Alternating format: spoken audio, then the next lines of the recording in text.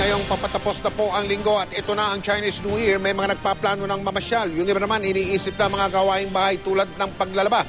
Ano naman kaya magiging lagay ng panahon? Alamin natin mula sa ating resident meteorologist, ang ating ekspertong totoo. Ayan po siya mga kapuso, si Ginoong Nathaniel Cruz. Magtani! Mike, mga kapuso, magiging bahagyang makulimlim na may mahina hanggang katamtamang pagulan ng ating weekend. Bunsod po kasi ito ng pagkakaroon natin ng dalawang weather system. Unahin natin ang isang low pressure area na namanta ng Pag-asa sa may layong 500 kilometro. Diyan po yan sa may silangan ng General Santos City. Nasa loob man ng Philippine Area of Responsibility ay mahina naman ang sirkulasyon nito at malit din ang tsansang maging bagyo. Ang isa pang weather system ay ang hanging amihan na muling lumakas at base ito sa datos ng Weather Central ay mararanasan po ang epekto nito ngayong weekend. Sa Luzon, posibleng umulan ng mahina hanggang katamtaman, lalo na sa Hilagang Silangan, kabilang na dyan ang Tugigaraw at Baler.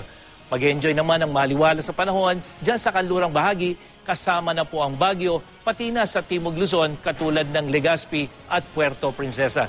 Sa Metro Manila, magiging bahagyang maulap bukas pero may tsansa nga rin ng pagulan, lalo na pagdating ng Linggo hanggang sa Lunes. Mas madalas sa pagulan din ang dapat asahan sa malaking bahagi ng Visayas sa araw ng Sabado at Linggo, katulad po niya sa Cebu at Tacloban. Maulan nga rin ang weekend sa malaking bahagi ng Mindanao, kasama na ang mga probinsya ng Davao at sa siyudad ng Cagayan de Oro hanggang sa Zamboanga. Samantala, may gale warning muli ang Pag-asa dahil sa paglakas ng hanging amihan at pagtaas ng alon. At yan po ay dito sa Hilaga at kanlurang baybayin ng Northern Luzon. At sa wave map ng Weather Central, posibleng umabot ng mahigit 3 metro ang taas ng alon dyan. Kaya po sa mga maglalayag na gumagamit ng maliliit na sasakyang pandagat, maging I am ready sa malalaking alon. Yan ang ating ulat panahon. Ako po si Nathaniel Cruz para sa I am ready, serbisyong totoo ng GMA News. Maraming salamat, Magtani.